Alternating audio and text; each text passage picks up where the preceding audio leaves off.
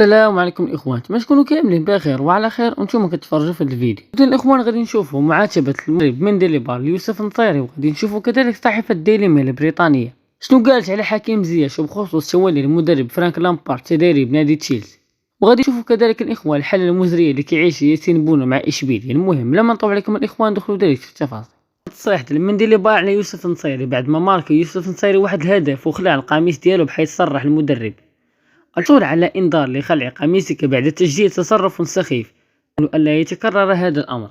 على بطاقة صفراء لخلع قميصك يبدو لي أمرا سخيفا. المباراة طويلة جدا ولا أفهم اللاعبين حين يقومون بمثل هذه الأشياء. طلبت من نصيري عدم إعادة ذلك مرة أخرى. الإخوان منديليبار تعدى لنا الإخوان على الحارس ياسين بونو، بحيث أنه المرة الثانية على التوالي كيخلي على مقاعد الاحتياط. وكلنا عارفين الإخوان أن ياسين بونو حسن بزاف من الحارس الحالي لنادي إشبيلية، ولكن نظرا أن العلاقة الزوينة اللي كاينه بين الحارس وكذلك المدرب فكيعتمد عليه كأساسي.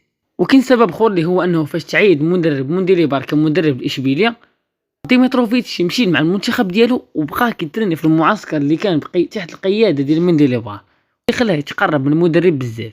اخوان الاخبار اللي بخصوص فرانك لامبارد وحكيم زياش مع الصحيفه الشهيره ديلي ميل، بحيث صرحت لامبارد قد تكون سيئة لزياش وهافر، جيدة لكانتي وميندي وآخرين حول فرص لعبهم مع تشيلسي. وأنا الإخوان ما متفقش مع العنوان اللي دارته صحيفة ديلي ميل. صرحات ديلي ميل على أن لامبارد سيجدد ثقته في عدد من اللاعبين الذين كان يعتمد عليهم باستمرار خلال حقبته الأولى كمدرب تشيلسي، ومن ضمنهم البرازيلي تياغو سيلفا والحارس السنغالي إدوارد ميندي. الإخوان ما فهمتهمش علاش قالوا أن عودة فرانك قد تكون سيئة لحكيم زياش وكاي هافرتز، انهم هما اللي كانوا لاعبين رسميين في التشكيله ديالو، وكان ديما كيعطي فرصه لحكيم زياش، بحيث انه في البدايه ديال حكيم زياش في تشيلسي لعب تحت القياده ديال لامبارد 17 المباراه، كان في 11 كاساسي وقدر يسجل 2 ديال الاهداف ويعطي 4 تمريرات حاسمه. المهم هذا ما كان الاخوان. اشنو بان لكم؟ واش غادي يعتمد عليه فرانك لامبارد ولا لا؟ نشوف في الفيديو ان شاء الله. في امان الله.